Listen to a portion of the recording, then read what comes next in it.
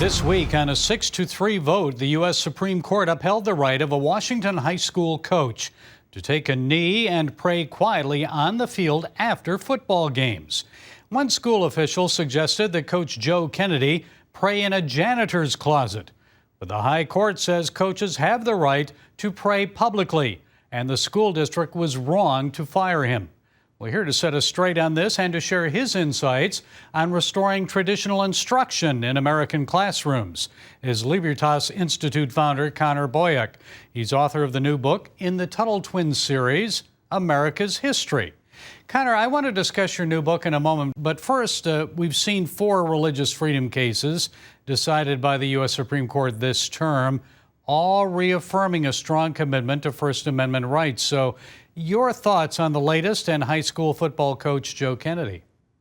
This is strong indication for many people who plugged their nose in some cases and supported President Trump in the hopes to have strong conservative voices on the Supreme Court. This is a huge vindication for them, seeing what effect that is having, the ripple effect that's going to have for decades and generations to come. It's a welcome ruling for people who are excited about that, but it doesn't necessarily indicate that it's going to be an easy future for those who want to publicly live their faith through, public schools in the public square. A lot of these people, rightly or wrongly, are finding alternative avenues to pursue instead of the traditional ones. Well, let's talk about that. On the issue of American public education, Judicial Watch recently received documents proving that the U.S. Army is teaching critical race theory to cadets at West Point, not just one of several theories, but as an accepted theory, the only one that they're teaching. So that may be a bit surprising to most folks, but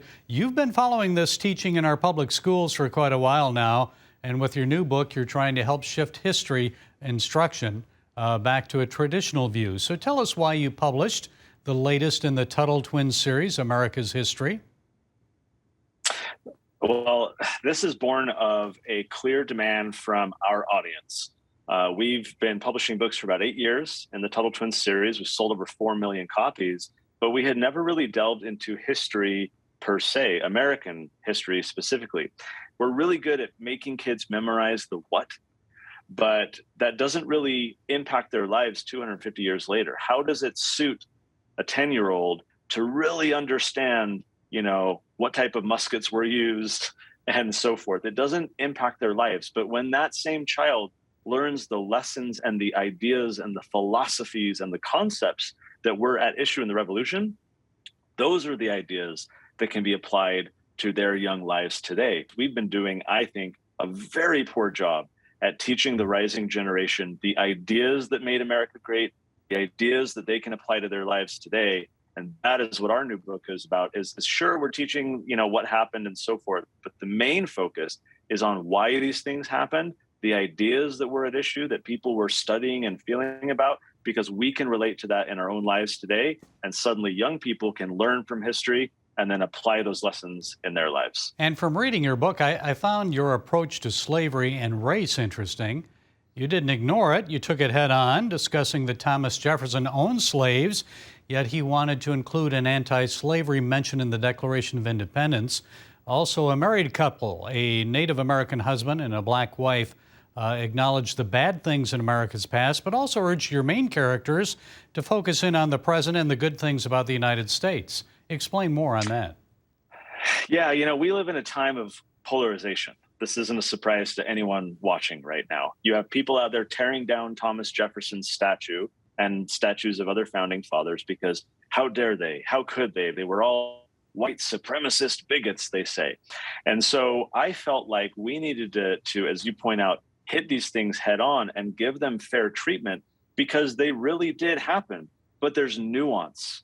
We can't judge the past based on our current understanding, but we also shouldn't ignore it. We should accept it for what it is, recognize the nuance, understand that imperfect people may have wanted different things but couldn't achieve them or didn't try in their lifetime.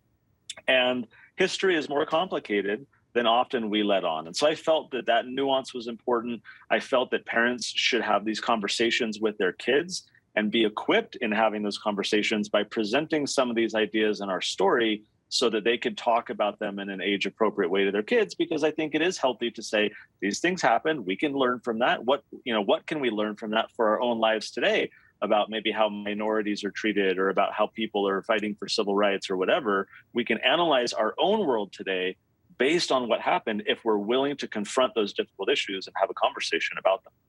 And where can people get a copy of your book, Connor? I think it'd be a wonderful addition to the curriculum for homeschoolers, Christian schools.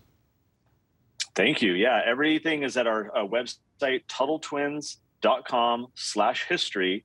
I think this is how we help the future, is by talking about the past.